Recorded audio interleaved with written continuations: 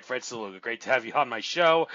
And saw you at the MUFON Symposium, I believe it was. Well, not the symposium, just the conference in Langhorne at the Sheraton, I believe it was. The Right, last last conference. year. Yes. And so, well, I of course saw your presentation and all the others. I'll give you the chance to regurgitate everything that you said in that presentation on this show and then some.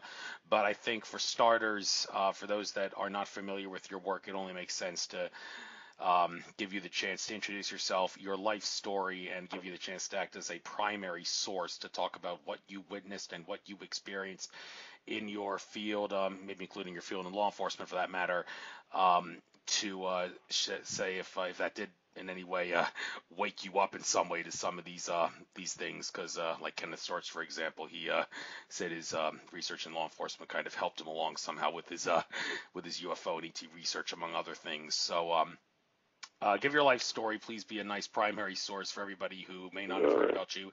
You've got the floor, and I'm going to put myself on mute while you're talking. Okay, well, first of all, I'm an ex-police chief from Fayette County, Pennsylvania. That's down by Uniontown. A place was called Smithville, where I worked at. I was a police officer down there for 10 years.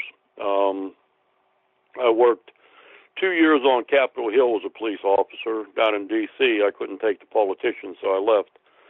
But in the meantime, I met Jerry Ford and Richard Nixon, so I'm giving away my age right now. I also worked at a federal and state prison. I worked at a state prison down in Florida, and I ran hospital security 3 nights a week at the place called Lake Butler, and all the people from death row came over there because they used to go down to Shands, and we have to keep them all night. So I got to become not really friends, but acquaintances like Ted Bundy, the Black Widow, quite a bit of people on death row. I did child abuse investigations for about 13 years, and I'm a DUI instructor right now, and that's about my history right there. I'm a private investigator in Pennsylvania, and I'm the state director for MUFON in Pennsylvania and West Virginia at this time, which I will relinquish Pennsylvania in January. John, what the hell is that? He's going to take it over in January. I'm still going to be in West Virginia. I've been with MUFON for like 18 years. I've investigated, I'd say, maybe 600 cases with MUFON besides what I do on my own. I run a group down here in West Virginia called West Virginia Center for Unexplained Events, and I run a group in Pennsylvania called Fayette County Bigfoot Research Project, which we just had our first annual Bigfoot Day down at Patsy Hillman Park in Brownsville, and we had close to 500 people came that day. And we also work with quite a bit of people around here. Ryan Seach, he got the Center for Unexplained Events and Cryptozoological Association and a couple other organizations. Okay. Thank you very much. And when it comes to Pennsylvania UFOs, it seems like Bucks County is one of the major hotspots. I got a chance to talk about that with Bill Burns when I had him on my show way back in the day. Do you have any idea why it may be that Bucks County, among other places, is such a hotspot? Could maybe the the Willow Grove Air Force Base, which is technically in Montgomery County, but may have something to do with it because it's not too far from Bucks County, or there's some other reasons? Well, I mean, I think that there's a lot of different reasons. Why, I can't really tell you. I mean, it's like down here, Pittsburgh area. That's where I was doing my investigations when I was a state section director down in Pittsburgh. We have quite a bit of triangular craft flying through here. And, I mean, I don't know if you ever heard of the Bettis plant down here in Pittsburgh. It's a Navy plant. They do a lot of Navy research, and they was actually supposed to be working on invisibility, cloaking devices and that. And, a couple of the aircraft went by there, and then they vanished. I mean, but you can't get around here to see anything. And I think a lot of the stuff we're seeing is ours. I mean, it's, and that's why we're seeing it at these bases and that. I mean, they're landing. I mean, everything we see in the sky is not a UFO. And it's a UFO, unidentified flying object, but it's not an alien craft. So. Well, that kind of does make sense, I would think, considering that back in, this was back in 2013. I don't know how things have changed since in terms of statistics, but when I interviewed George Kavaslis, who lives in Australia, and asked him, can you say what maybe the highest percentage of UFOs are? Because when it comes to what UFOs are, if you want to identify them, it's they're not all the same answer. It's a percentage factor. A certain percent are A, certain percent are B. And well, he said the vast majority of them are have some connection to the military-industrial complex in some regard. John Lear, however, he made a very bold statement in my interview with him. He asserted that all military-industrial complex UFOs have some extraterrestrial nexus connection to them. The ETs work with the military in some way, shape, or form, and all military-industrial complex have an extraterrestrial nexus. Do you agree or disagree? I disagree. I mean, I agree with that. I think that, personally, I think the military is working with aliens or extraterrestrials, whatever you want to call them. I think they've been working with them for quite a few years now. I mean, you ever hear of my labs? Oh, yeah, who hasn't heard of my labs? Yeah, I mean, okay, the my labs. I mean, somebody's abducted, they see a military person in there when they're being abducted. I mean, so obviously they're doing something with them. Again, I had a guy back in the 1990s when I lived in Florida. He was telling me all about the my labs back then. And, I was into this stuff, but I wasn't really into it like I am now, you know what I mean? And a lot of the stuff he said back then is actually true. Like he said that they used to fly around in a thing that looked like a barn. And when they were done, they just landed in a field somewhere. Nobody would know any difference, And then there's a couple cases down here in West Virginia where people came out of their house and they seen a barn there. It was never there. They came out with shotguns. And the thing wasn't there no more. I mean, the government, I think the government has a lot to do with everything. I mean, I actually believe, too, I'm going to say something that's a little bit maybe off the hook. I believe that there's aliens in the government running the government. Well, you're certainly not the first one to assert that. I mean, people that follow the work of British researcher David Icke would assert that's definitely true, and they would believe that we're talking reptilian aliens masquerading reptilians. As yes. But in regards to how these ETs are running the government, actually, would you go as far as saying they're masquerading behind the holographic masquerade human, or is it more of they're hiding as wizard behind the curtain, so to speak, and are manipulating humans or acting as front men who in some cases are forced to do things against their will? I think they're shapeshifters myself. I mean, they can change at will, whatever they want to be. And, you a lot of times when you're in this field, you get a feeling like somebody's watching you in that. And, I don't know. I've had people actually, how can you say it, come up, try to talk to me. One guy one time down in Florida, I was in a Chi-Chi's down there, a Mexican bar, and he come over and he asked for a cigarette, and then he turned around and he says he didn't smoke what I smoked, came back and he started telling me about the New World Order. And then he knew my name and where I lived and everything else. I mean, I'd never seen this guy before in my life, but he knew quite a bit about me that I didn't know about him. So, I mean, I'm sure that all of us involved in this field, a lot of people in the UFO field end up dead for some unknown reason. They just had, yes, you read about Richard Lane.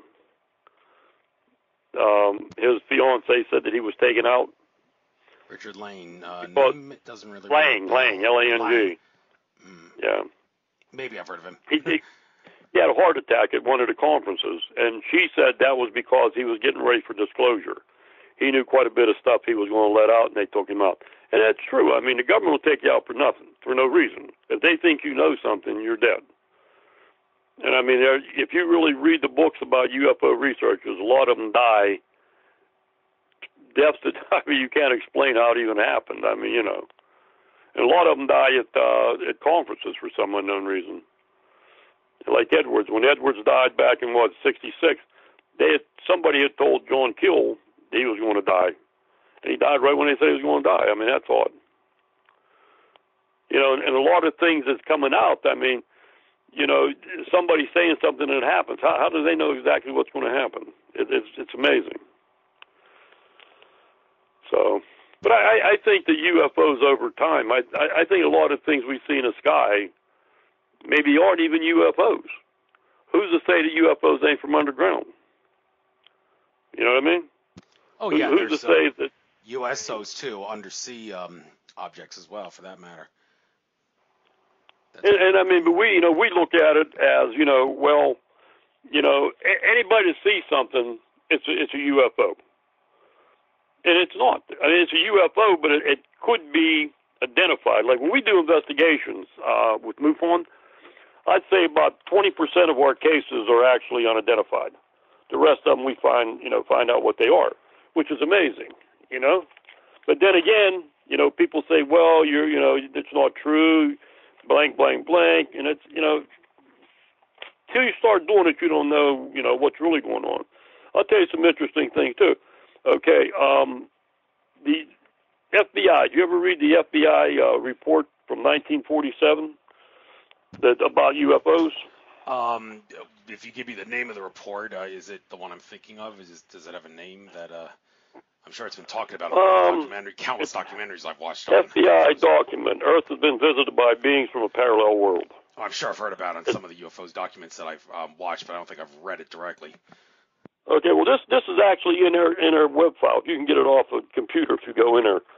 And it says, and I mean, it's interesting, this is in 1947, that, okay, a very serious situation may develop at any time regarding flying saucers. If one of these should attack by attacking plane, will certainly be destroyed. They're saying that they will destroy us. But they say part of the disc carry crews, others are under remote control.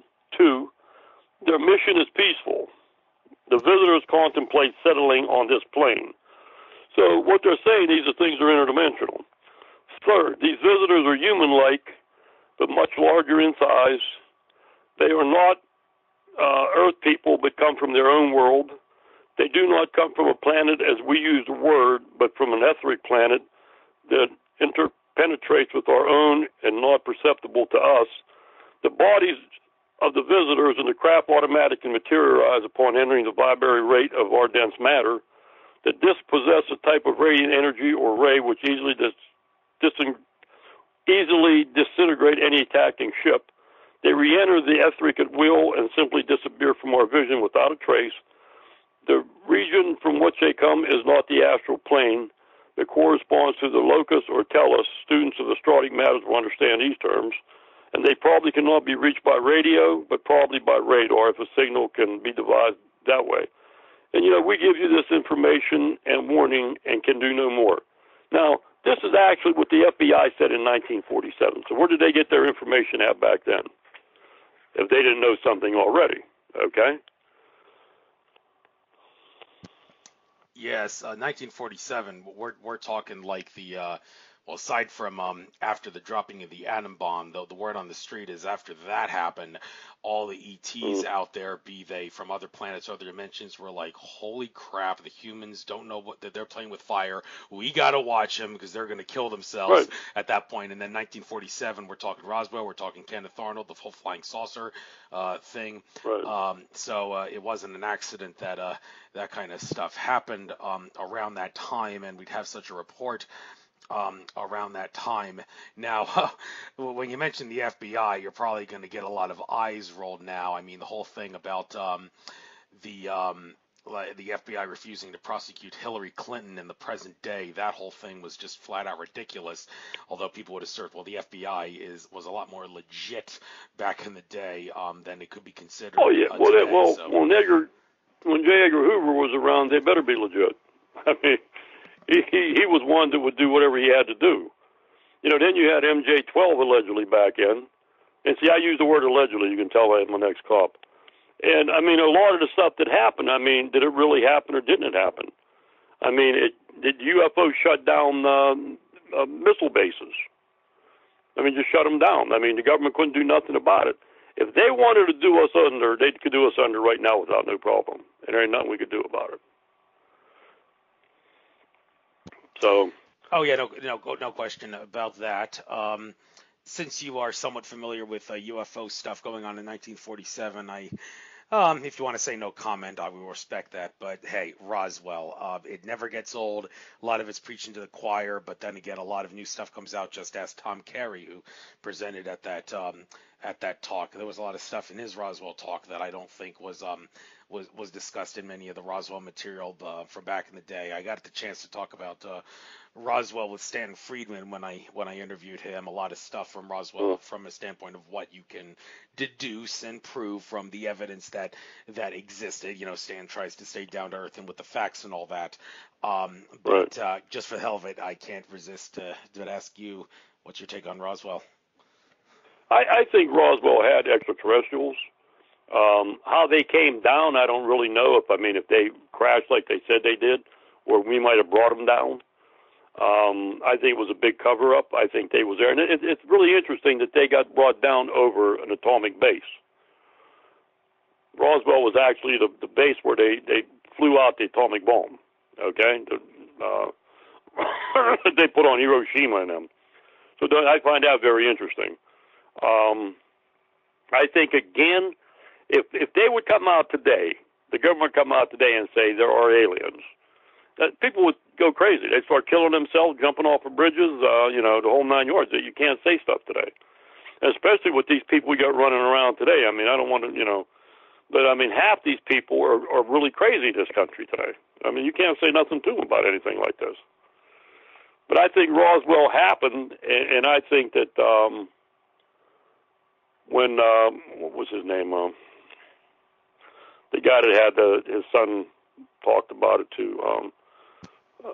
Jesse Marcel? Jesse Marcel. I think they put it to Jesse Marcel. They used him in the whole thing and to make an ass out of him. That was my opinion of it.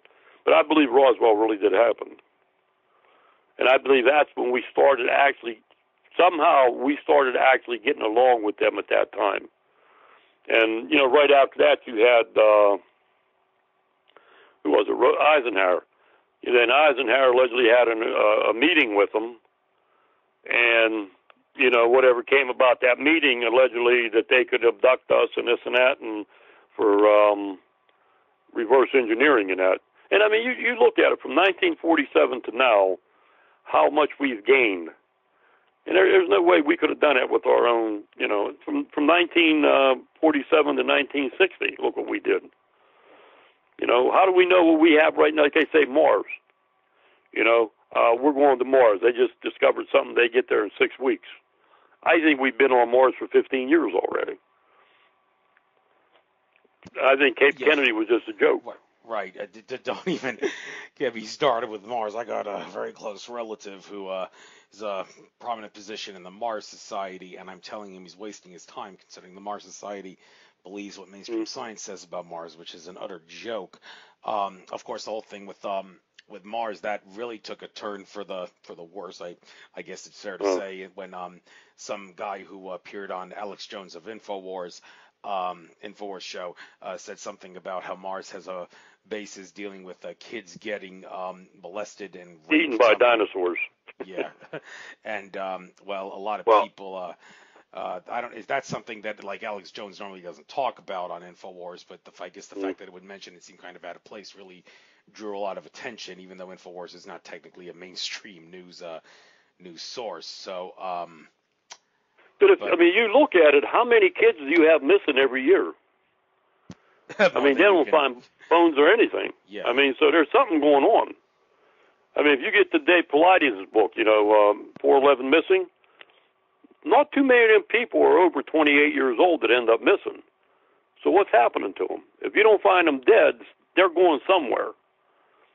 And where are they going? And how are they missing? The word on the street is, I'll let you finish, but the word on the street is that the ETs feed off the fear-based energy of humans, and they love the energy of children more than anything else. So they're like sacrificing satanic ceremonies, and people that kidnap them work for the bad aliens. But carry on. Any comments on that, by the way? Yeah, I believe that. I believe that. I really believe, okay, I'm going to say something here I maybe shouldn't say, but, like Dave knows what's happened to these people. I really believe that. But he can't say it, okay? because if he does, then they're going to say he's this and he's that. But if you look down in Puerto Rico, that one mountain down there, I can't pronounce the word, they actually say that they've seen UFOs picking up kids. And it's very interesting because if you look at a lot of these cases, you know, mom and dad and grandma and grandpap, they're walking with the kids in the park, in Federal Park. The kid runs around the bushes, and he's dead. I mean, he's gone. They never see him again. How the hell can that happen? You're only 2 seconds away from him. The aliens can stop time as we know it. So they can stop time in actually 15 minutes in their time, and it's only 5 seconds in our time, and they get away with it. You know, the federal government knows what's going on here. The federal government knows what's going on with Bigfoot. They know what's going on with everything, but they don't say nothing. You know, because, again, I think there's a lot of fear. How would it look if you go, okay, say Bigfoot. Bigfoot's supposed to be involved in this stuff, too, with these missing people. And there's a big sign up. Enter with your own risk. Big, hairy monsters in here. I mean, they'd shut down every park. So the best thing for them to do is shut up and not say nothing about it at all. I mean, you can see I'm a little bit on the radical side. Well, we'll get to Bigfoot in a little bit, but a couple of things I want to talk about UFOs a little bit more. I was at James Gilliland's East City Ranch for the annual East City Conference in Washington State near the Mount Adams area.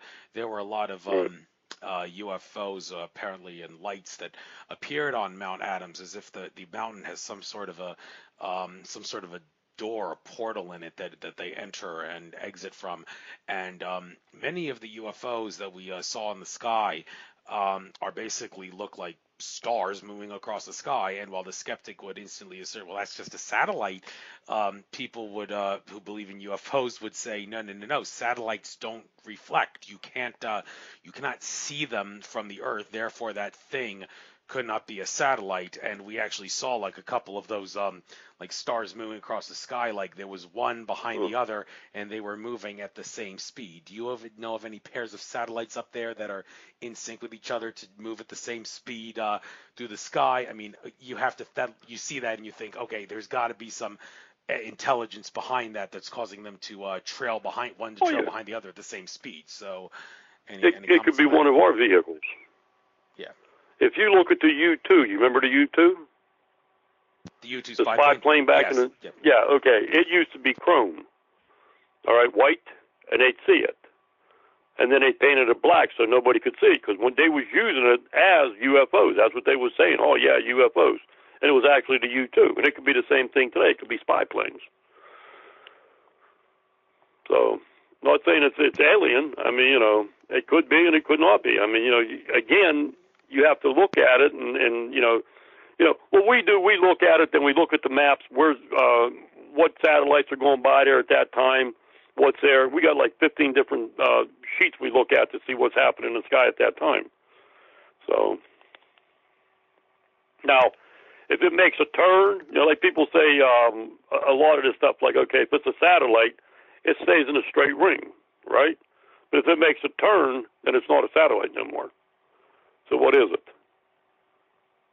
And a lot of stuff, you know, back in the day, you don't see it too much today, but I think back in the 60s and the 50s and 60s and that, they actually landed, and they came out and talked to people. And, I mean, you know, people, they were scared, but, you know, you look at it, you look at Mothman, the Mothman thing down there, Ingrid Colden, what's his name? Wurdenberg or whatever. UFO sitting on the road. All right. He said it. Ingrid Cole was allegedly the guy's name, the alien, but there was 7 or 8 other people that actually seen this thing. So the guy wasn't lying when he said he seen it. But today they don't come down. Okay. And like I say, I think today they perfected it where they're actually here and we don't know they're here. Back then it was a totally different thing. You know? Right. And I want to get back to that thing about Eisenhower for a moment. Some of the people that are in the the field of like ET contact and remote viewing and such have gone as far, like go further than what the people that stay with the down to earth and provable stuff would say. They go as far as saying, well, what that was all about. We're talking about like gray aliens, like possibly from like Orion and Zeta Reticuli, who Right. who are basically on the verge of extinction. They can't like reproduce and all, and they needed to hijack humanity, abduct humanity, in order to carry on their genetics. And in exchange for that, they gave us technology, and Eisenhower, who seemed like a pretty respectable president compared to some other tyrannical Right. politicians throughout the course of time, was, if anything, maybe forced against his will to go along with that plot by the powers that be, whoever they may be or have been at that time. But I presume, like, you're not the kind of guy who's willing to go as far as identifying the aliens and specifically what their agenda are. But does any of this perhaps, dare I say it, sound plausible to you regarding the gray aliens, like not being able to continue their race, so they give us this stuff? Yeah, I believe it. I mean, I believe that there was a deal made, and that the deal actually went bad. The aliens didn't keep up their side of the deal. I mean, you have human mutilations. You have cattle mutilations. They want blood. Why do they want blood? I mean, I have no idea. I mean, is that something they need to exist? If you look at the mutilations, they're all the same. You get a cow, 400-pound cow in the snow. You talk to it at nighttime. You buy a cow. I'm going to bed now. When you wake up in the morning, your cow's dead. He's all cut up, and there's no blood in the snow. Well, who did that? Did the military do it, or did the ETs do it? I don't know. A lot of times they say they see black helicopters flying around. Is it really helicopters? Is it ETs in some type of experimental craft they got to make it look like a helicopter, and us think it's the government? The FBI. I mean, they investigated it. Again, they started lying back then. That was no big cover up back then.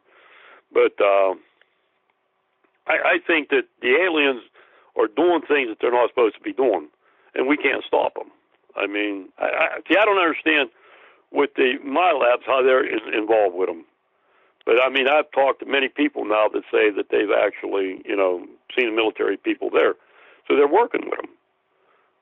You talk about what you call Deuce out in where is it, Utah, the underground facility there. They had a battle with them out there, did they? Dulce. Then That's the Dulce, yeah. right. I'm Polish. I use different. I talk my own style. I had a lady the other day was talking about Presque Isle up in Erie, PA, and I call it Presque Isle, and she said it's Presque Isle. It's Presque Isle. It's not Presque Isle. Well, whatever. It's the same thing. But I think that if you really look at it now, the big thing is aliens want our souls. And that's kind of interesting because they don't have souls. And in order to exist, they need a soul. So how do they go about that? I mean, nobody's really saying, but, I think they can do it by hybrids. And there's a lot of hybrids, I believe, running around out there. I had a guy call me here. Well, he made a report to MUFON here about 2 years ago. And he was a reptilian hybrid. And he wanted to talk to somebody, so I got a hold of him. I talked to him and called me back. And again, it could be all bull, but he said, they found out that he said he wanted to be contacted, and they said if he talks to me, they're going to kill him. Now, that could be all a bunch of bull, like I say, but then again, it could be true. And I told him I wanted to talk to him. Well, they ain't going to talk to me for some reason. I allegedly was abducted when I was 4 years old. And I never knew. Well, I want to hear about this. Are you willing to talk about that, or do you not really want to? I have no idea. I can tell you what I know. By all means. I love primary sources. Huh? I love primary sources. Okay. People that, yeah. Okay. I was raised in a place called Ellison, Pennsylvania, a little patch town.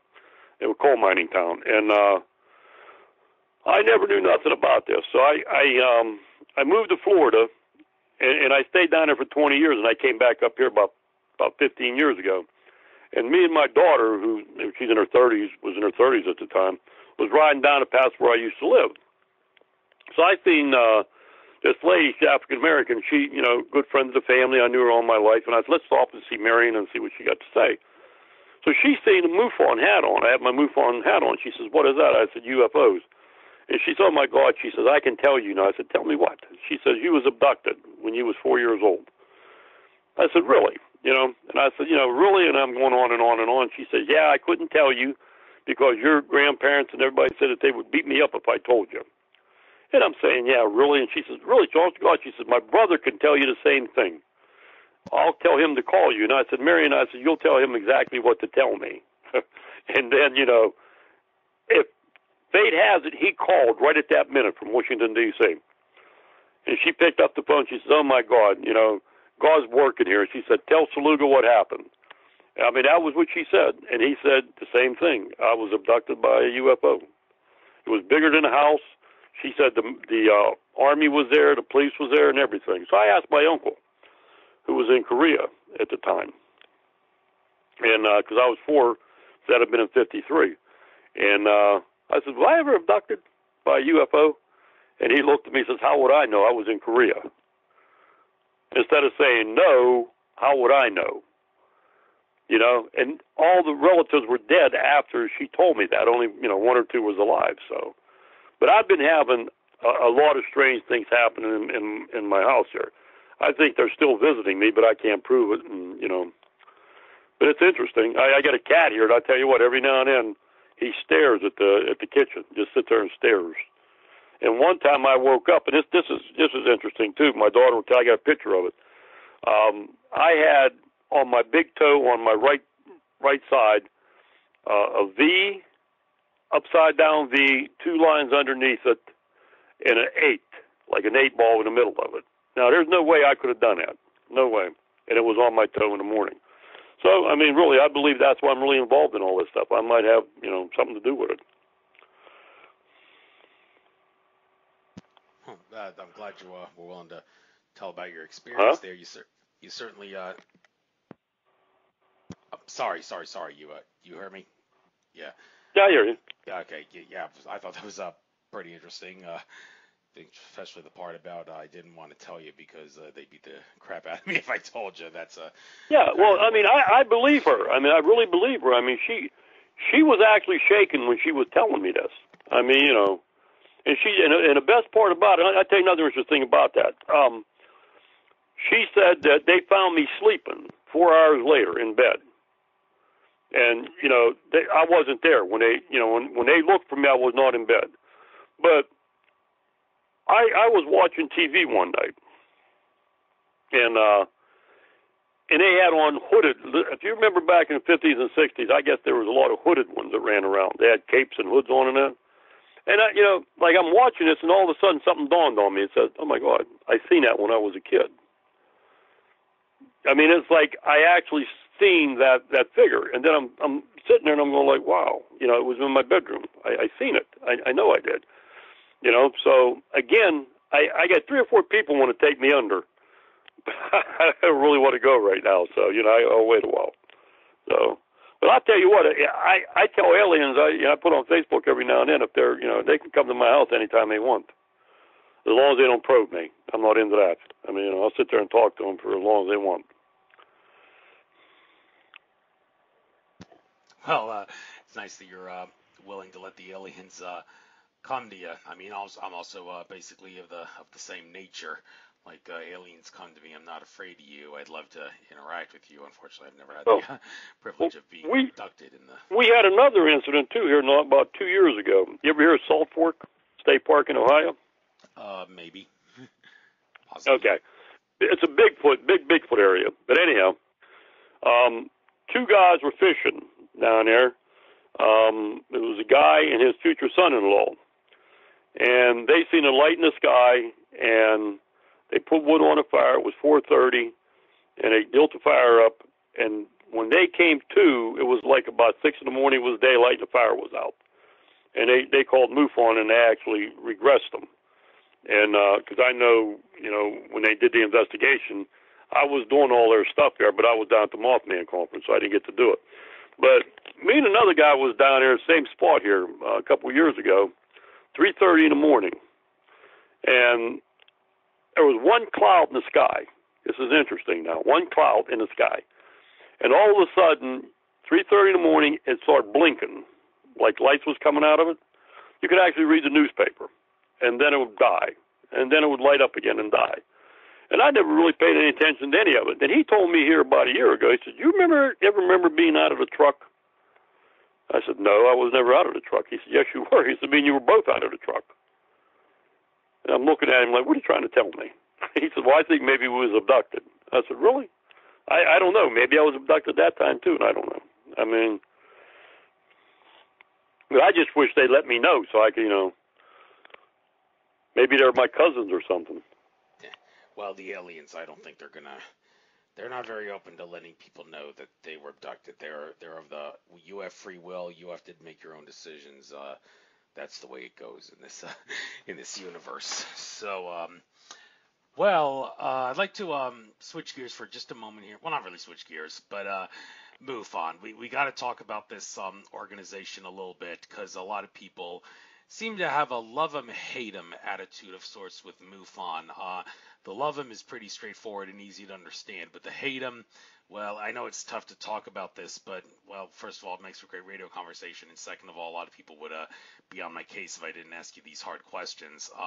First of all, the idea that MUFON is a little too nuts and bolts, really too much concerned about the like what the craft are made of, to the point where you're not willing to get a little open-minded with how the craft travel. I mean, I had a guest on my show not that long ago talking about this very thing, saying you got to stop thinking like the ETs are using things like Stan Freeman says, magneto-hydraulic propulsion and such to travel through the cosmos. You got to get a little open-minded and all that. You got to go as far as saying things like space. You got to get metaphysical, like space and time are illusions. The ETs can exploit the fact that space and time are illusions, and they're using their consciousness to power the craft. But you really don't see that kind of stuff with MUFON. And not only that, you also see a very closed-minded attitude with the way that these UFOs can function throughout the space-time continuum. There was a speaker at the MUFON conference, not the last one, but a couple years ago, the one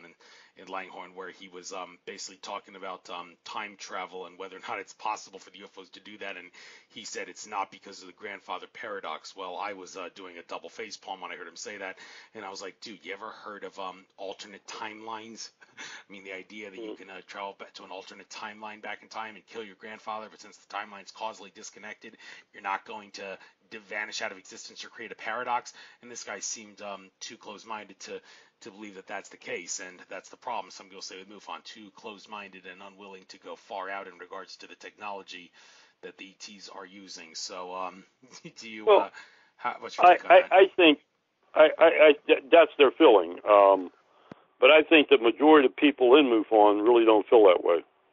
I mean, I believe that there's a lot more to UFOs than nuts and bolts. I believe there's a lot of paranormal with it. Like, say, for example, you're abducted. You got a lot of poltergeist activity afterwards. Again, I believe Bigfoot actually may be a member of the UFO community. And right now, I mean, it's I started about 3 years ago trying to start the cryptid group with them. And I was having problems all the way across, but it's finally now I think we got it where I might start in the next couple months. And that's like anything that they get, any cryptid they get, why is it near the UFO? You see what I'm saying? Like Bigfoot. Bigfoot has been on UFOs, people have said, when they was mass abductions. What's he doing there? People say that Bigfoot has taken them to a UFO. I mean, what's he doing there? But a lot of people, again, it's their upbringing and the way they were taught in school and everything else. I mean, they believe it's bolting nuts, and that's their belief. I mean, you ain't going to stop it. But I think you got a new group of people coming in now that look at it totally different. And they'll probably raise hell with me for saying that, but, my belief is my belief. Yes, and you're entitled to believe as you feel.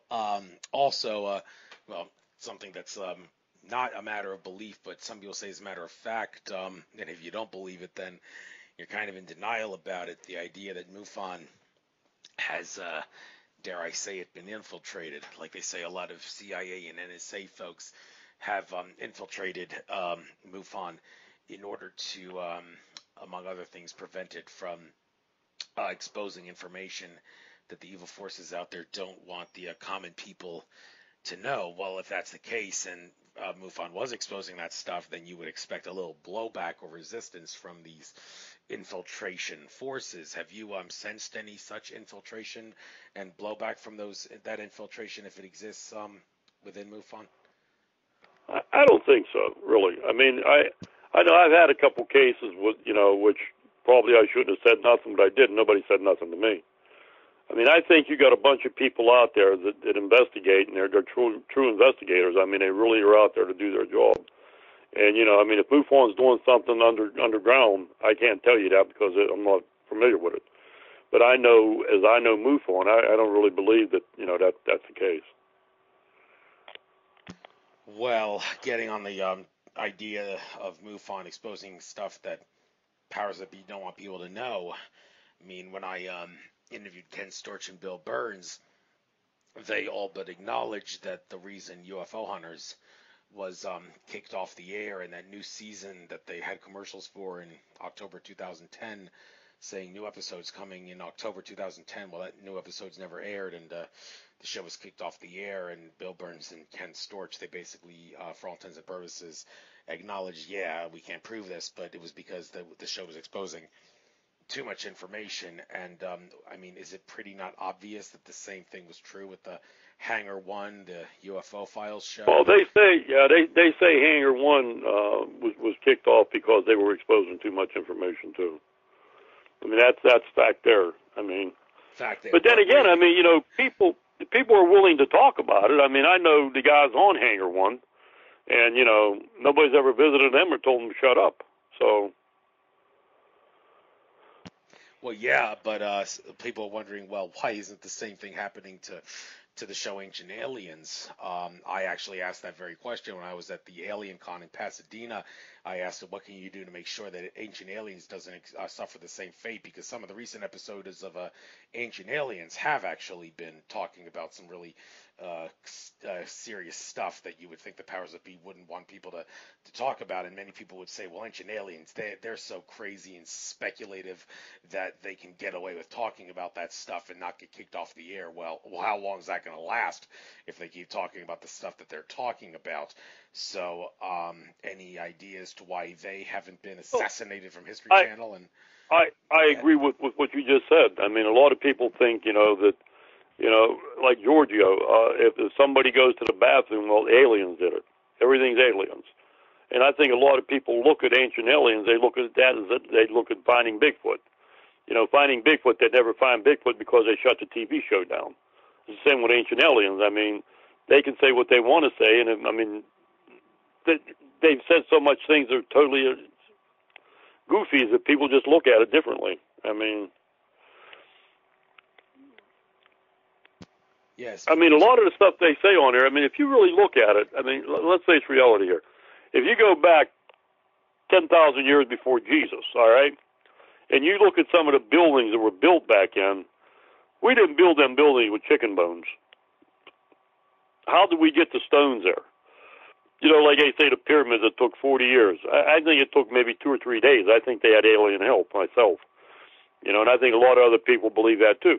But the thing, too, is out there, and a lot of people don't understand, you got a lot of sheeple out there. You know what sheeple are, right?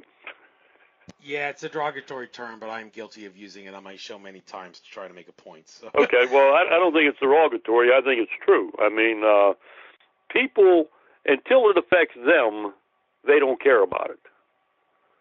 They will not. A lot of people would probably see a UFO land, and they wouldn't say nothing because it's not affecting them.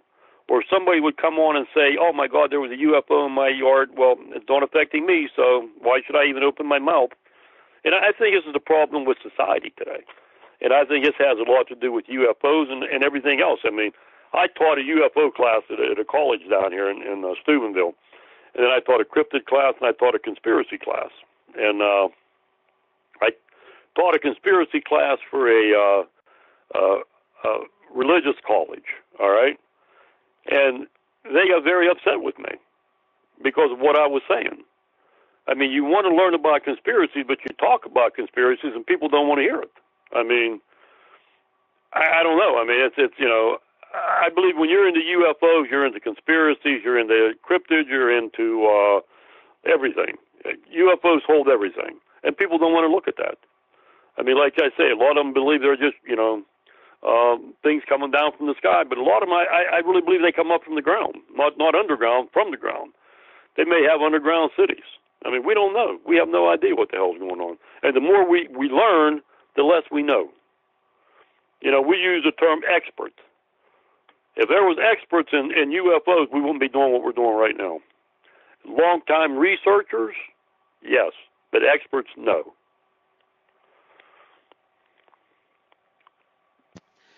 Your yes, turn. and when it comes to like sheeple being in denial, well, is it really a matter of denial, or is it really just a matter of shaking it off and moving on with your life as if it never happened? Because we had those documents and such that have been released, like at the end of 2017, regarding UFO files and such within the government. Right. And some people were like, well, why aren't the common people like raising hell about this? Well, is it because I don't think it's a matter of the common people being ignorant about the information, because it was kind of put out by the mainstream. It's all a matter of the common people saying, well, it's not in my best interest to dwell on this, so I'm just going to get cognitively dissonant about it and move on with my life and forget this happened. Well, is that a major flaw? I think this is the problem. Like I'm saying, I mean, people want to forget it. They don't want to get involved in it. I mean, you know, let somebody else do it. And it's not the way to be. I mean, again, you know, I'm like this because, like I say, I mean, I'm an ex-cop. You know, I've been involved with dealing with people all my life. So to me, you know, I'm gonna say it. I'm gonna do what I'm gonna do. I mean, you know, I'm not afraid to say anything. I'm not afraid to do anything. But I know a lot of people out there that, you know, they have seen something, and you know they've seen something, but they're afraid to say they've seen something. And then, you know, you go to say something to them, they leave. I mean, and again, we're never going to find out until everybody that sees something says something. You know, I mean, you got to look at everything and put it in a database and then examine it and the whole 9 yards. Look at Skinwalker Ranch, okay, out in Utah. Bigelow bought it. Okay, Mr. Bigelow with all his millions, you know. He was affiliated with MUFON at one time. But why is it that everything they found out there is classified by the government? So what did he find out there? You know, was there portals out there? Are there portals out there? You know, we don't know. They know, but they don't tell us. And the people that know about it won't talk about it because of fear that something's going to happen to them. I believe that people are being told sometimes, too, if you do say something, you know, God better have your soul because they're going to have your you-know-what. And, I mean, that's got to stop. I mean, you know, we all stick together and do something, but we don't. So. Well, in regards to the question of, well, when is humanity going to be ready for disclosure? And, well, the people will say disclosure is happening. Well, it is happening. The problem, unfortunately, it's just alternative research folks like you and me. And for whatever the reason, it seems like if the government or the mainstream media doesn't acknowledge it, we can't accept it as being true, which is sad and pathetic because the government and the media lie so much. It's pathetic. So, but the point is, when is, you want to say something? Yeah, but who runs the media? The government. Yeah. The government tells the media what to put on, and you know, and the media got to do it. I mean, you know, they talk about UFOs and they laugh. I mean, like, oh, this guy's seen a UFO. Oh, that's funny. Well, you know, maybe you should see one. You know, I mean, it's a joke. I mean, the government, our government today, tells you what to do, how to do it, when to do it, and why to do it. And you know, you don't do it, then you end up in jail. You end up here, you end up there. I mean, and people are afraid. I mean, you know, it's like we got a big thing down here now in this area. You know, we had a young kid shot down here, which is, shame he was shot. He shouldn't have been shot. Okay, that's the story. But again, you know, they're protesting quite a bit down here. And, I mean, you're pissing people off, stopping them from driving. I mean, you know, you're actually hurting your cause by doing this. But the government says it's okay because they know what's happening with it. You know, the government lets you do what they want you to do. And if you don't, they don't want you to do it, then you're not going to do it. You see what I'm saying? And some of these people today, I tell you what, they could actually see a gray, and they won't even know it. I mean, they're goofy. They're high all the time. They don't know what they're doing. I mean, the whole world is just going totally bizarre. I mean, I'll be 70, thank God. I mean, I don't have much longer on Earth. But God help them ones born now and growing up. It's going to be a shame. I mean, well, since you remember say the song in the year 2525? No, I never heard that song. You remember that song? No, I don't think I do. Don't think I've heard of it. In the year 2525, if man is still alive, and it goes on and on over the years, what's going to happen? You know, you pick your son and your daughter's tooth from the bottom of a long glass tube. I mean, this is where we're going, you know. And they're dumbing down people so that the government can control them. And then people can't understand that. So. Well, in regards to the question of when is humanity going to be ready for disclosure, I hate to use the word when because metaphysically speaking, time is an illusion, but hey, people are going to use it anyway. And it appears that the word on the street from, this isn't me talking, this is Brad Johnson, who channels the drone, is talking, 2050. That seems to be the year that, based on the way that humanity is waking up, the rate humanity is waking up, the consciousness of humanity, and like 2050 is the year when the ETs can basically land on the White House lawn, so to speak, and say, hello, we are here, we've been here, the ancient astronaut theorists have been right, the UFO nuts have been right all along, we have been here, and we'll get used to it. And that's going to happen, they say, in 2050. So in regards to that time frame, do you agree or disagree? And do you also hope it may actually I disagree. I think it'll happen a lot sooner than that. Really? Well, I hope it does. I say in the next 5 or 6 years. Oh, that soon? Really? Yep. Why so optimistic when do you think the ETs will show themselves like that? Huh? Why do you think the ETs, what is it going to be, the ETs like showing themselves like that and saying, yeah, we've been here all along, or is it going to be They show themselves now. Yeah, people but I mean like now. landing on the White House lawn and coming out of the ship in front of all of us on live you know, TV, look at it this way, okay? Now, landing on a White House lawn, not even the White House lawn. Let's say a saucer craft would land on a parkway, okay? And a little green man would get out, or a little gray would get out. Within a half hour, they'd be trying to blow it up. Those that don't know anything about what they're doing, okay? It's just, you know, they'd kill them. And, I mean, why should they land? Why should they really come out and come on the White House lawn? You know, they'd try to shoot them. The first thing they do is try to kill them. I mean, we're a society where we kill things that we don't understand.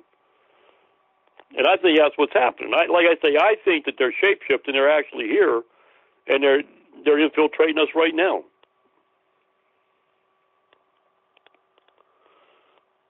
Yes, definitely some. There's no doubt there's some truth to that. They have infiltrated us in that shapeshift manner for a very long time. People like David Icke and all, they know what they're talking about. And John Maxwell, he was talking about it long before David Icke was talking about it. He just didn't get a lot of credit because nobody really took him seriously until today.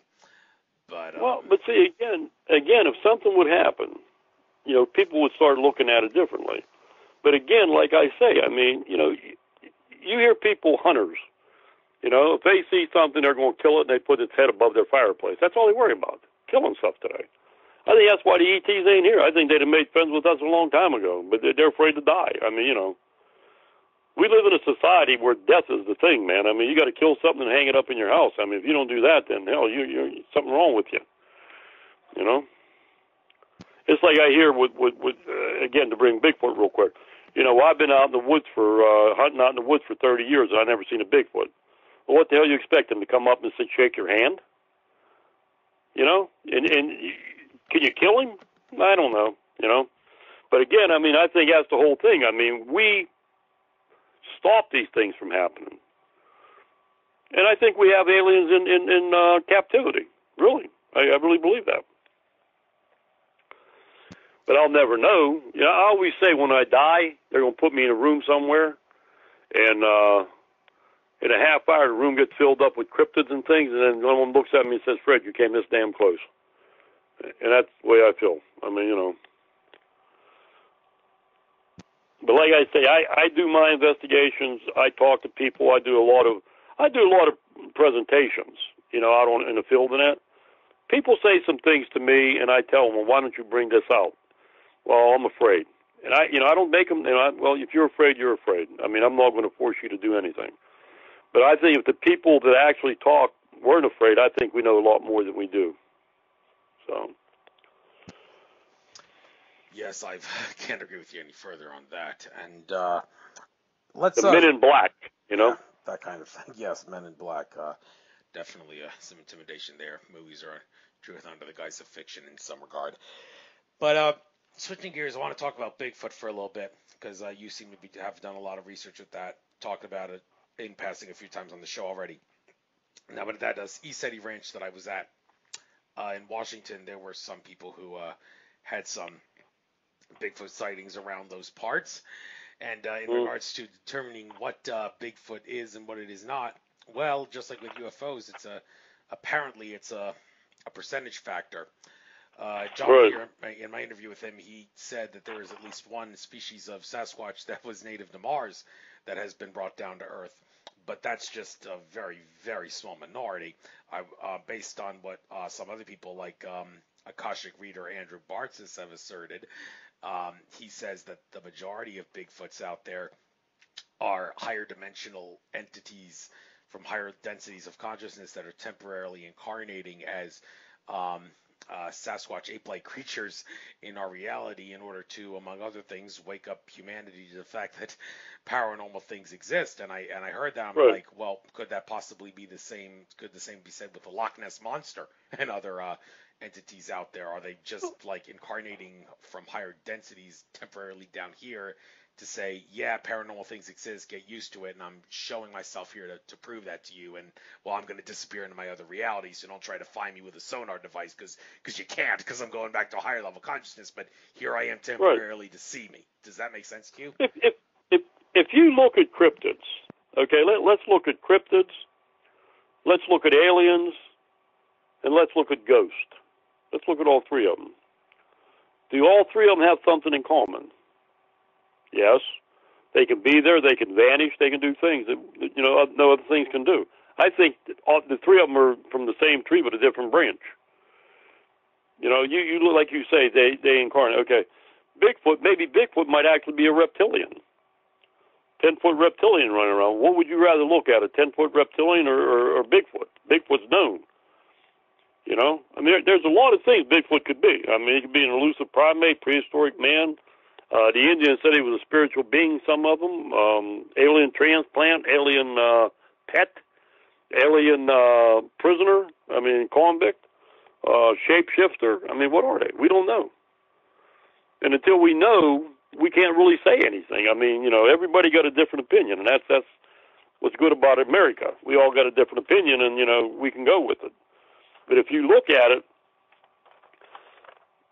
do you have flesh and blood Bigfoot? You got 3-toed, 4-toed, 5-toed, and 6-toed. Now, what is that? I mean, that says a lot right there. You look at all kind of different species. You know? And then they say, like, Bigfoot killing people, or they kill Bigfoot. You know, I love that when they say, well, there's like 2 or 3 that get killed a year. Show me the bones. You know what I mean? Really. Well, no, they picked each other up, and they did. Really, show me the bones. Until you show me something, I can't believe that. I believe that they go back to where they're from. You know, they had the one Native American thing where the Native American was telling, it was in his book, and that they had a Bigfoot there was actually a spiritual being. And he would tell them what to do. And one day he came down and said he was getting sick and he was dying, and he asked him to build a raft and put him on the raft and throw him out in the middle of the water. His people would come and get him. Well, they watched, and they said the moon came down and picked him up. Now, how could they know something like that back in the 1800s? They had to see it. They couldn't have made it up. If you look at a lot of the things on the stones and that, petrographs or whatever they call them, they got Bigfoot there and they got UFOs there. So Bigfoot's been around for quite some time. And, how can he hide from us so great? I mean, there's so many things you got to look at with Bigfoot. It blows your mind. I mean, and I say, like, same thing with that. You got a lot of people out there think they're experts with Bigfoot. They're not. There's no experts with Bigfoot. Again, there's a lot of researchers out there, but, no experts. Because when you find out something else happens, you're right where you started at again. So. Yes. Well, you say they're all different branches on the same tree. Well, there's a term for that. Some would assert that term is elemental. When we talk about elementals, we're talking things like fairies, elves, gnomes, and even Bigfoot. Does it make sense to call Bigfoot an elemental, or are you not really so familiar with that term that you're not really? Oh yeah, I'm willing to say that. I mean, if you look at UFOs back in say the early 1900s and 1950 something, overseas they actually had gnomes and everything. They was flying the UFOs. If you get back in history, that's what they look like. Then you had the one picture where the girl was with the fairy. I mean, I believe in all of that. I mean, I believe they're there. We're not the only thing on Earth. I mean, I believe there's a couple different dimensions, and they come in and out when they want to. We can't control it. But again, people, until it affects them, they don't care. So, but I'd take the term elemental. I mean, I think that's cool. I never thought of it that way, but now that you mention it, it could be. Okay. They're big elementals, though, I tell you that. Right, no question. Now, you're talking about cryptozoology. You mentioned the cryptos in passing earlier, but cryptozoology, that's something that when I had Nick Redfern on the show, I talked about with him in greater detail. For those that are not familiar with the term cryptozoology, it seems like creepy animals. That's what some people would think is what the term means, but no, it's not really creepy animals. What exactly is cryptozoology, and what does your research entail? Cryptozoology is the study of unknown animals. There's been a lot of unknown animals that have been brought to us in the last, say, century. And it's like Bigfoot. Bigfoot is actually unknown. Okay? I mean, he's not classified. He's not here. That's cryptozoology. You're searching for unknown animals is what it is. Or unknown things, whatever. They have the one fish, I guess, they found about 20 years ago.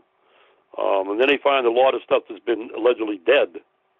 And you got Muku Bibi, the dinosaur. I forget where that's at, but they had dinosaur they seen. I mean, so it's a good, it'll never become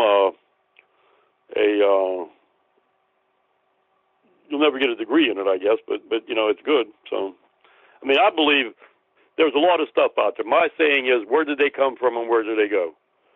And that's the whole thing with it. I mean, they're here for a minute, like you said, and then they're gone. Why did they come here and why did they leave? I mean, did they cross over into our sphere or our plane and don't like it here and leave? Well, that raises the question of what kind of elementals can be called animals, and what kind of animals do you call them? Extraterrestrial animal, or can they be are they an interdimensional animal? Like if they're from a higher dimension of consciousness or density of consciousness, then do they deserve to be called an animal? Because many people would say animal. Well, no, that's specifically on an Earth, but does it have to be? Not everything you can see is everything that there is. But cryptozoology is the study of unknown animals, okay? If you would say, you would put the fairies in there and the trolls and everything else, I mean, that'd be totally different then, but I don't think they really look for them in cryptozoology. I've never heard anybody actually mention them in cryptozoology. I mean, I know people... Okay, well, some of the things like that may blur the line, like the Jersey Devil or the Chupacabra. I mean, they seem somewhat animal-like in regards to the sightings that people have of what they look like. But Is that an area of cryptozoology, because those things blur the line between what may be an animal and what may be something that could be something so far out that it shouldn't be called an animal? I think it's part of cryptozoology. You look at the Jersey Devil. I talked to a guy yesterday about the Jersey Devil, and he lived up there by the Pine Barrens or whatever it was. And he was telling me that they actually seen stuff out in the woods that they couldn't explain. He never seen the Jersey Devil. But the whole thing is, a lot of these animals, or whatever they are, again, you can call them elementals if you want to. I mean, that's a good term for them. Like I said, I never really thought of that. And but they come and go. It's like Bigfoot. If Bigfoot wants you to see him, you'll see him. If he don't want you to see him, you're not going to see him. It's the same with the rest of them. Like you got the thing down in South Carolina that came out of the water, the lizard man. I mean, he came and he left. Okay, where did he come from and where did he go? We don't know. We have no idea. I don't think our brains can adapt to that yet. But they're going to come one day and they're all going to be here. Then what are you going to do? But I think people, again, the whole field, UFOs and cryptids and ghosts, it's become a moneymaker. And it's a problem because a lot of people are not in this to find out what it is. They're in it to make money on it. And that's a damn shame. It's like, I tell people, I drive sometimes 200 miles to give a presentation. Well, I don't want your money. I want reports. I want people that's seen something. I want to talk to them. I want to see what they say. I don't want the money. I want to know what it is. The money is, I'm making money. I can do it. If I wasn't making the money, I wouldn't do it. But a lot of people think, and then their heads get big. I know a lot of Bigfoot people that their heads are bigger than pumpkins. I mean, oh, yes, I know quite a bit about it. I've seen Bigfoot 4 times. I mean, really? Well, what did you learn from it? Did you learn anything from seeing it 4 times? No. So what's the big thing about it? If you've seen it 4 times, maybe you should be talking to it. Maybe it wants to talk to you, But again, like I say, I mean, I think this whole field turned into a money-making thing. And, that's the problem with it. I mean, people are not out to do research today. And a lot of other things with research, you have armchair cryptozoologists. They sit in a house on their computer, and they got the audacity to talk about this stuff, and they've never been in the woods. We go in the woods where I'm from down here. We have rattlesnakes 6 foot long. These guys wouldn't last one day out there. But they're going to sit there and write books and tell me all about this stuff when they use my stuff? That's bullshit. Excuse the term. You can curse on this show. It doesn't bother me. Huh? Yeah, okay. I just will use a real bad one, Yeah. So let's talk another area of research that you've, this is so broad, it's ridiculous, but conspiracy theories. Now, first of all, the term there, conspiracy theories, the term was itself manipulated by the CIA several decades ago, like maybe in the 50s or 60s, in order to try to brainwash the common people into using the term in a derogatory sense to downplay the validity of something that by definition is a conspiracy theory. How, as someone who tries to focus on conspiracy theories, can you give any insight? How did the CIA manipulate the term to brainwash people into thinking about it in a derogatory sense? What was the technique that they used to do that, the propaganda and whatnot? Are you familiar with that? Well, again, the media. How did the media? The media is the biggest thing. I mean, the media says what the government tells them to say. And, and then the people believe what, people today, let's face reality here, they want to watch Dancing with the Stars. Wow, that's really, educational. And then they watch these talk shows and that. People don't want to really get involved in stuff today. I mean, like I said, we was talking the other day about 9/11, and a guy told me, he says, I'm crazy. I mean, I'm crazy then. No plane hit into the Pentagon. I mean, I hate to tell you that. no plane crashed in Pennsylvania. A plane crashed that didn't have nobody on it. I mean, again, and when you look at a lot of this stuff, you can present an argument to people, but they're not going to believe you because the media says it happened this way. And you look at it. I mean, it's like the big one today is the lone gunman. Okay, they kill themselves after they commit their deed. It's funny. It's hilarious. Why would they kill themselves after they kill 5 or 6 people? I mean, really, if you went out to kill 5 or 6 people and you did it, you'd be happy as hell, right? No, when they do their job and it's done, something inside their head says, kill myself, okay? And they kill themselves, so they can't testify in court. Look at the right now. You got the guy with the Congress lady. What was her name?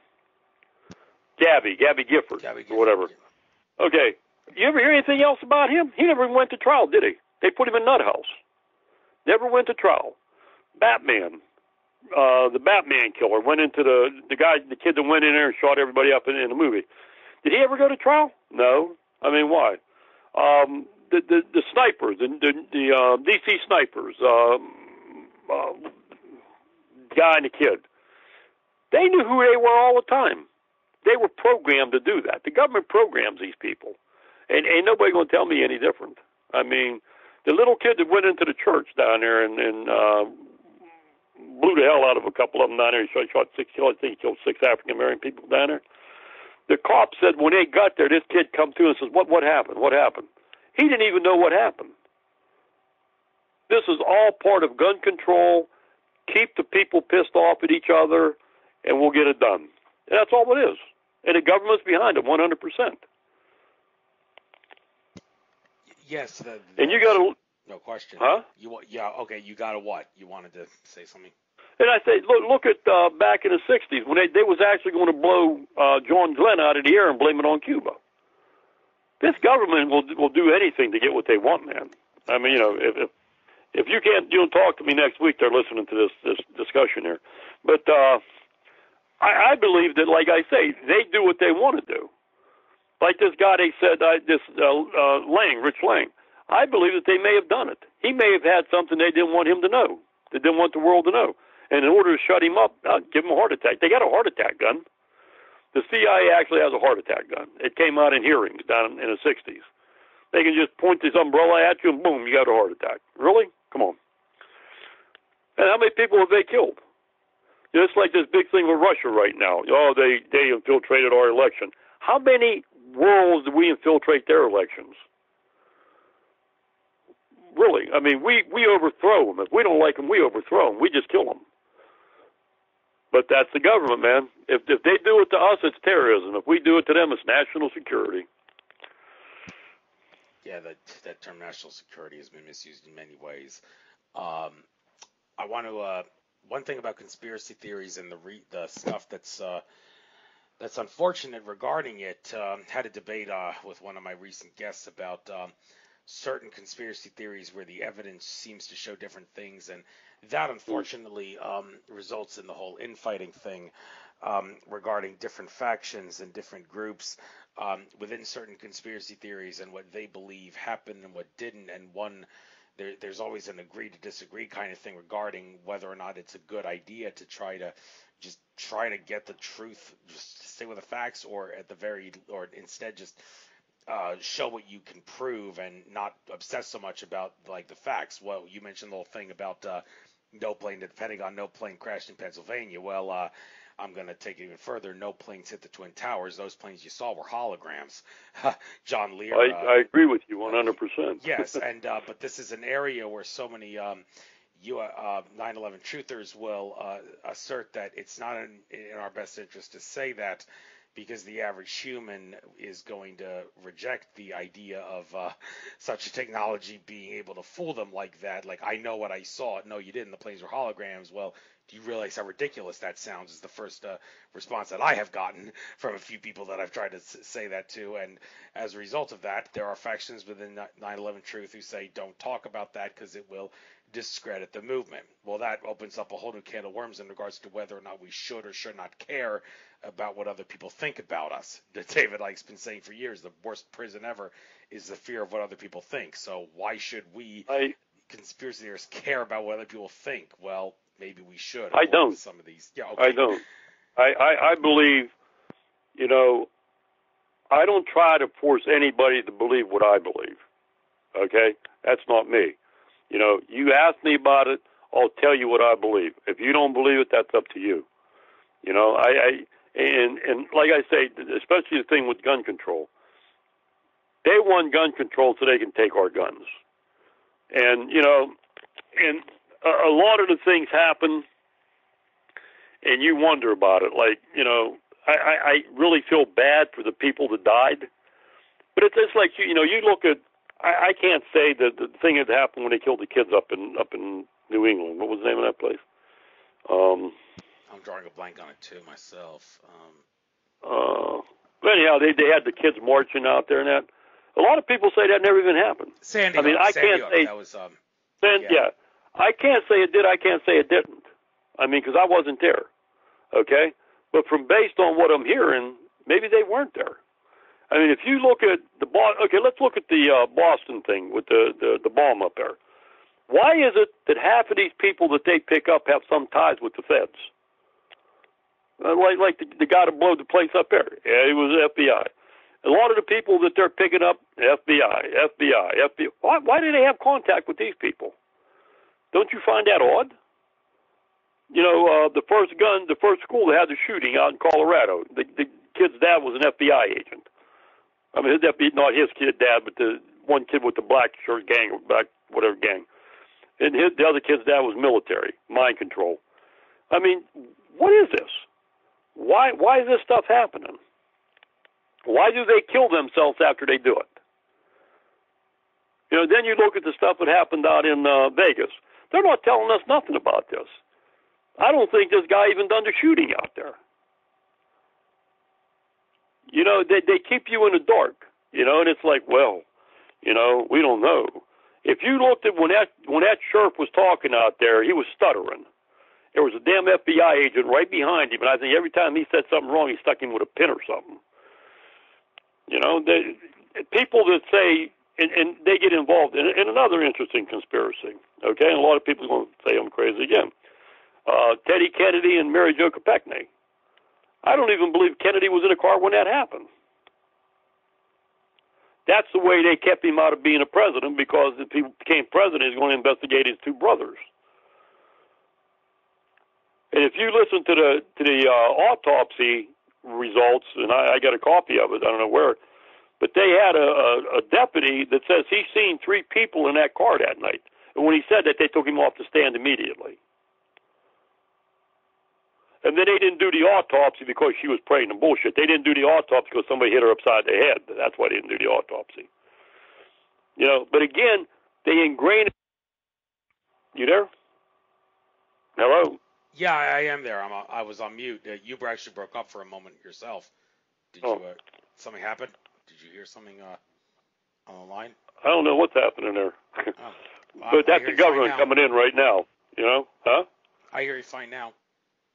Okay, I'm good. Again, why'd that happen just now? Isn't this odd? You didn't hear me. We've been hearing each other for such. Then it goes boop, and then you get boop, and then it stops again. Is that them telling us we should keep our mouth shut? But like I say, when you start, I don't know. I know the NSA has the ability to like put static in conversations like this, and in some cases cancel a call. I mean, some people have told me you should switch to Zoom and not use Skype anymore. But what good is it going to matter? I mean, Zoom also can be tampered with. So I think the best way to do it is just ask my angels and guides to try to protect me the best I can and guide me on this show and try to protect me from artificial intelligence. And well, if they don't do it, what reason could they have for not protecting me? Well, I don't know. But yeah, that's how I look at it. You know, but they do it. I mean, they got Echelon, they got HARP, they got everything. I mean, they can actually 2 words. When we said president and we said 9/11, I tell you what, we went right into their database. They're sitting there right now listening to everything we're saying. There ain't no doubt in my mind. And if they want to have a beer tonight, stop down at VFW at 8:30, and I'll buy you a beer. How's that sound? Oh, well, I actually have other things I need to work on tonight, but thank you very much. No, I'm saying that the ones listening to us. I don't know. Where are you at? Yeah. Where are you at? The NSA, of course. That's who's listening to us. No, I'm saying, where are you located at? Where am I located what at? State? Oh, Pennsylvania, of course. Huntington Valley. Oh, you are? Specific. Eastern PA. Yeah, Eastern PA. You know, okay, let me ask you another question. You know, talk conspiracies. You ever hear of Todd Cease? No, that name does not ring a bell. Okay, Todd Cease is the guy that was allegedly abducted by a UFO and killed out in Northumberland. Wonder why I haven't heard of him. Maybe I have. I just, it's not coming to me in regards to... I won't say too much about it, but check into that, okay? How do you spell his Someday name? give me a call. Huh? How do you spell his name? Todd, T-O-D-D-C, S-E-E-S, Northumberland. E-S? S-E-E-S, Cease. Oh, okay. Okay. I'll look into that. Now, you, regarding some of the research you've done regarding UFOs in Pennsylvania, weekly guest on weekly Coast to Coast presentation, UFOs over Pittsburgh, it says here in one of the bios on the sites. Now, Pittsburgh, is there a reason why that's a predominant hotspot in regards to UFOs? I mean, Pittsburgh is the steel city and all that. So that's what we did the show, UFOs over Pittsburgh. Yeah.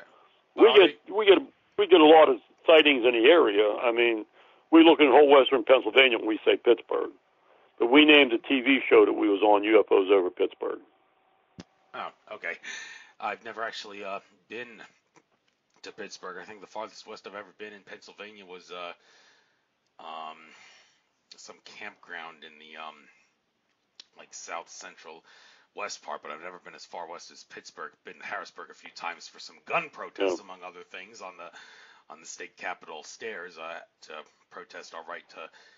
I want to have our right to own guns. The thing about Pennsylvania Governor Tom Wolf, it seems like he's such a good politician in so many ways, except when it comes to guns, he wants gun control. Now, this raises the question, is he a wolf in sheep's clothing, in the sense that he really wants to inflict tyranny in so many ways, and all that other stuff that he seems to support that shows that he's a good politician is just an illusion. He really doesn't support that, and the fact that he wants to take our guns is a sign that he's a fraud. Or is it possible that Tom Wolf, he's just been brainwashed, and he actually wants to take the guns because he has been suckered and brainwashed into believing lies about guns? And if that's the case, then all we have to do is let him know, hey, you've been lied to and suckered and brainwashed into believing lies about guns, and if we can program him out of his brainwashing, then hey, he can be a really decent politician. With that being said, do you have any take on Tom Wolf and his attitude towards guns? Do you think maybe he's been brainwashed, or is he actually a wolf in sheep's clothing? Yeah, I'd say brainwashed. You think a lot of people are. I mean, they come up with this. Well, guns kill people. Yeah, guns kill people. People don't kill people. I mean, people kill people, not guns. You got to pull the trigger. Somebody pulls the trigger when somebody dies. And like I say, I think the government wants to take away the guns and they can take over. There ain't no way we're going to fight them back. And I think the founding fathers said that you should have a standing militia ready at all times for something like that. I mean, I got quite a bit of guns. And, I'm proud of them. I mean, I put them on Facebook and everything. And like I said, one day they'll probably come and get me. They'll set me up for something I didn't do and, whatever. But being 70 years old, what the hell? You know what I mean? I'm going to have fun while I can. By all means. Since you mentioned Facebook, now your avatar, is that actually your face in the elongated skull figure, out of curiosity? Yeah, that's my face, but the head, okay. Yeah, the head, the way it's elongated. When I worked for CYF in Pittsburgh, Children, Youth, and Families, one of the guys there, I went on vacation. I came back, and that actually was a picture of an alien that said something about kill. They want to kill it or whatever. He got that picture and put my head in it, and I thought it was cool, so that's why I use that quite a bit. And, to be honest with you, to show you how people are, I've actually had people ask me, did people make fun of you when you was in school? I said, did they what? Did they make fun of you because your head was so big? Oh, yeah, every day. I mean, that's people the way they think, Or they'll say, why isn't your head as big as it is on the screen? Oh, I had an operation. They took a lot of it off. Yeah, okay. Have you, out of curiosity, researched the elongated skull phenomenon in any way? The human skull? Yeah. What? Elongated skull, like the phenomenon of many skulls that have elongated skulls. Well, you have a lot of the people back in Egypt had elongated skulls. Yeah. And I think they were aliens. I mean, I think aliens have been here since the beginning of time. And again, you look, okay, Adam and Eve, all right? Two fine people, I guess. And then you got the snake or whatever comes along.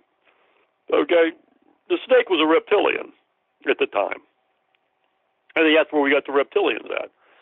I think there's two forces. I think there's God. I believe in God. I mean, really, I do.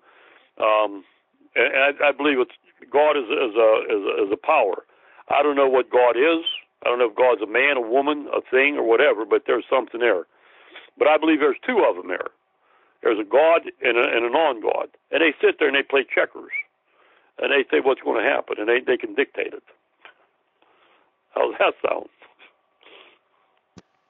Well, in regards to what God is, when you're talking a high-level consciousness, there is definitely at the highermost level of consciousness a creator being that manifests into many different lower-level things. That's what many of my friends in the spiritual but not religious community would assert. But when you're talking like gods with a lowercase g, it has been said by, and this is a bold statement, Akashic Records Andrew Bartis has asserted Zecharia Sitchin, his first 3 books are extremely accurate, and that opens up a whole new can of worms, particularly the 12th Planet book, and regards to the Anunnaki being lowercase g gods. Any comments?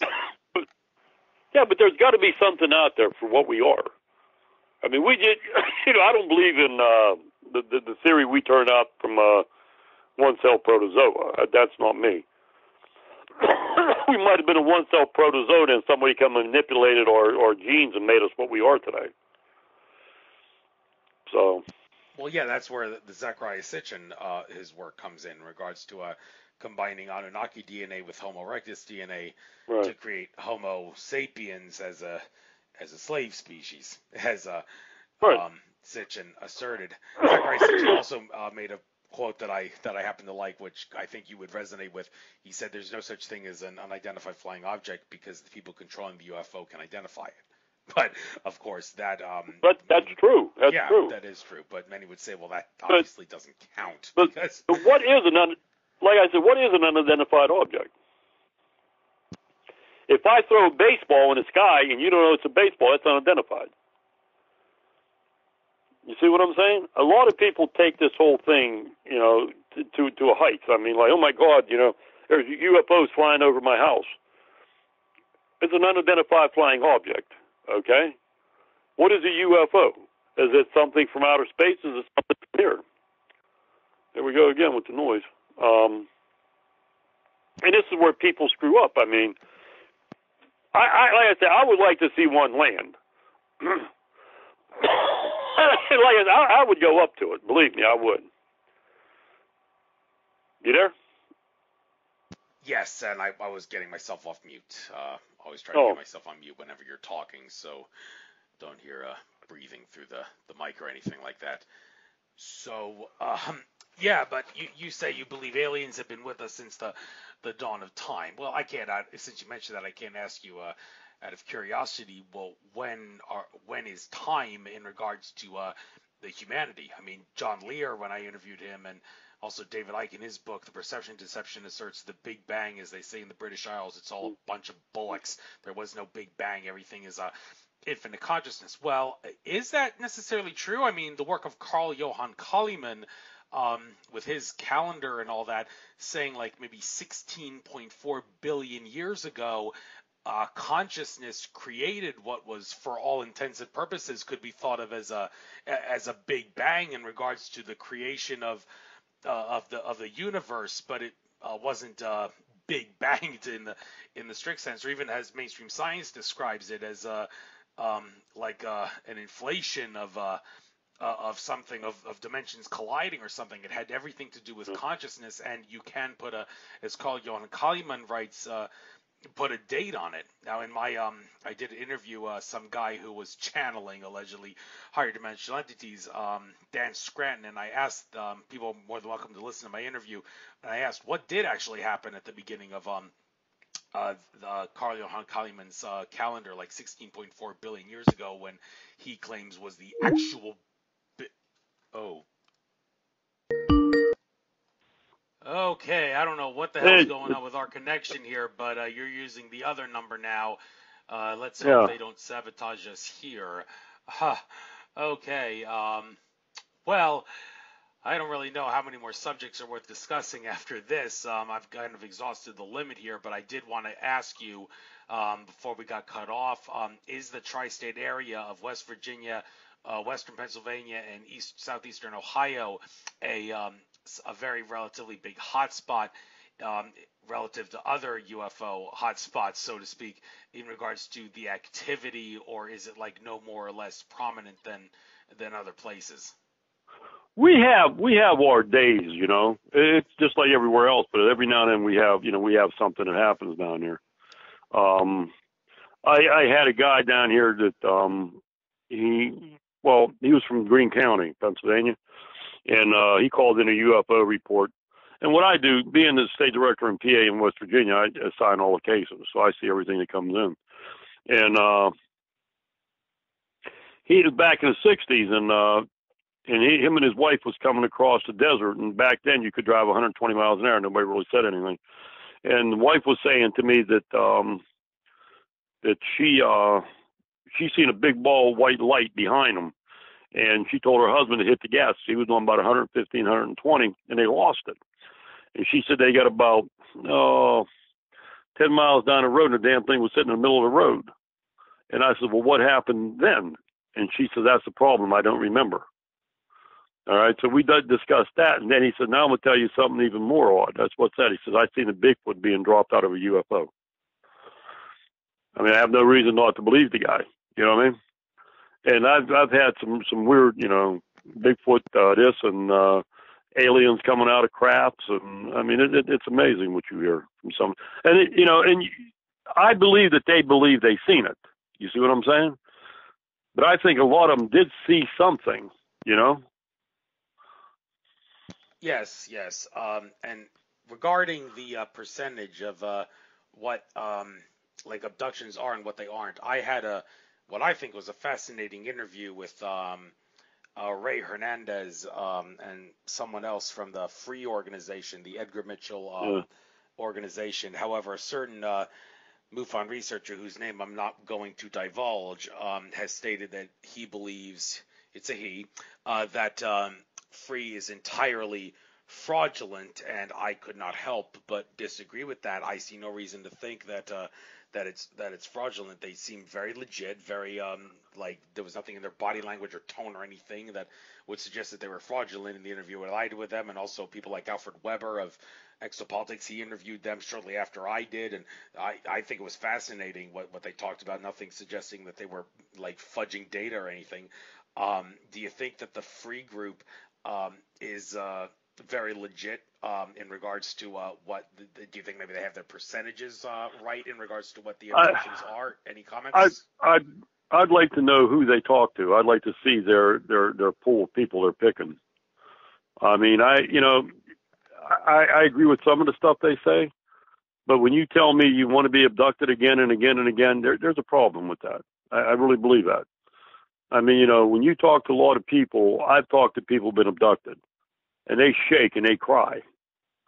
You know, I mean, again, I don't know. Maybe these guys are government too. I don't know. I don't really know that much about them. I can't say, but I know a lot of the abductions that I investigated, they don't want nothing to do with them. You know, they consider it rape, they consider it this and that, and want the government to do something. But these guys say, oh my God, you know, come on our thing. And to me, I'm not going to say he's fraud or whatever, because I don't know. I never really studied him, but I know from my understanding, people that are abducted don't want to go back again. And I'll just let it go at that. I mean, like, I don't know where they're pulling their resources from.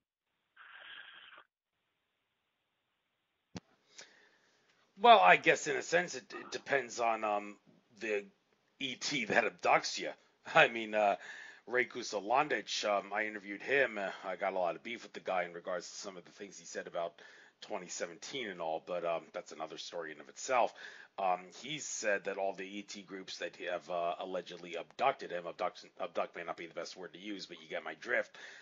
They're, for the most part, good guys, and he wouldn't mind being abducted again because he knows what's going to be in store for him. It all depends on the ET that's abducting you, but like you're saying, from what you've seen, it's most of the good ETs don't want to abduct people, so most abductions are of the unpleasant nature from what you've seen. We had a case down here in PA where it started out the 4th of July. A guy came up. He was a lieutenant colonel at a stealth base down in Alabama, and he came up to visit his sister and her husband and kid up in Monessen, Pennsylvania, and a UFO came, a triangular craft came over, and the guy that lived there said, he said, you'll see a F-14 a couple minutes come by chasing that thing. And he says, well, it ain't an F-14. He says an F-16 or whatever. And the guy actually calls in a UFO report and says the exact words that this guy said. So the next day, the guy that was actually doing the investigation was told by a lieutenant colonel that he wants that whole thing shut down. Well, how they got a hold of it overnight is beyond my comprehension. I mean, it's all supposed to be confidential. But anyhow, so then he told him to call me up, and the guy told me, he says, well, I said, dude, first of all, I'm not in the military. You don't talk to me like you run me. Out in the world here, we got a thing called please. You say please, I'll work with you, but you don't, I'm going to hang up on you. I don't really give a shit. So he said please, and we started talking. Well, it turns out that this lady is sleeping with her kid and not with the husband. And, it's kind of odd. The husband even said it's odd. They're not arguing, they're really on good terms in that. So the guy who was investigating the case called me and he says, Fred, there's something really weird here. So I said, oh, okay. So, I go down there and we're talking, and all of a sudden something just came in my head. I said, have you ever had any missing time? And she said, no. And the husband says, yes, you did when you was down in West Virginia. And he explained what happened. Allegedly, she crashed and she went to a hospital. She described the hospital, the room she was in and everything. She went back. Her car wasn't even damaged. And then she don't remember nothing. Okay. I says, really? So I said, well, let me ask you this now. I mean, you sleep with a baseball bat by the door. I mean, that's kind of odd. I says, let me ask you something. Are you afraid of somebody getting in to your room with your child? And she didn't say nothing. I said, let me ask you this. I said, just shake your head when I say the right thing. I said, are they white? She looked at me. I said, are they black? She looked at me. I said, are they red? And when I said gray, she bust out crying. She said, they're coming to take my daughter, and I won't let them. I mean, so if it's so wonderful, why did she let her daughter go with them? And like I said, I've investigated quite a bit of abductions, and nobody wants to go back that I know of. I mean, and then you have a lot of people that, you got abductees and you got contactees. They will go back because their relative, their niece or their granddaughter is being taken, and they want to be with them when they're taken, so they go back. Maybe that's what they're talking about there. I don't know. I have no idea because I never really got into it, But like I say, everybody I know, they don't want to go back. So, well, hopefully, as the government gets less tyrannical in the near future and ETs that are allegedly controlling it lose more control, we may see a spike in the good abductions. Not that that's a paradox, an oxymoron if there was one. Good abduction. What would be a good abduction? I mean, you're laying in your bed, and somebody comes into your house and takes you without you wanting to go. That to me, that's not a good abduction. Well, I mean, you're Do they Go take your ahead. body, or do they take an astral projection of you, or like a spiritual essence of you to the ship?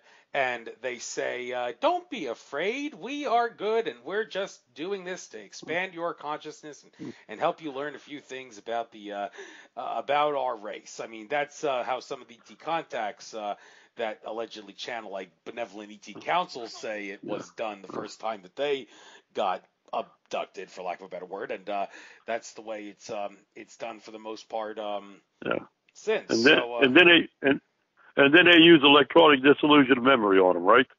So they don't remember. Not always, but Yeah. certainly not the people that are acting as human liaisons for the councils. But that's, oh, I hear myself echoing in the background. Think of that, whatever you will. But anyhow, that's just some food for thought I wanted to get out.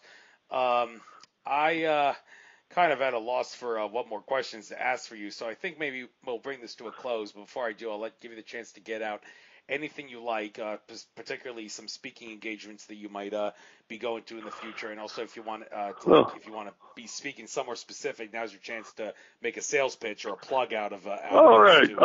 If anybody is listening around the tri-state area, Pennsylvania, West Virginia, or Ohio, you see anything that's weird that you can't explain, get a hold of me, 304-564-7165, and we will investigate it.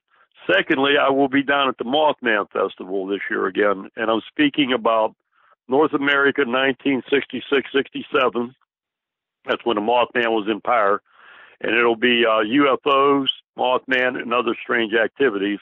And I got a bunch of other presentations I'm giving, but I don't even have my thing here, so I couldn't tell you where they're at. But if you wanted, if you're from them areas there and you want a presentation, give me a call and I'll see what I can do for you. Okay? Thank you. And it's been a pleasure being on the show, man. Anytime you want me to come back, let me know.